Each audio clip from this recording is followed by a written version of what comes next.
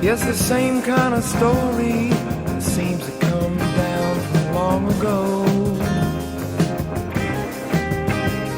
Two friends having coffee together when something flies by their window.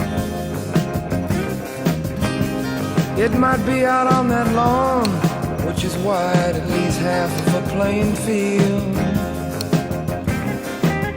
Because there's no explaining what your imagination can make you see and feel.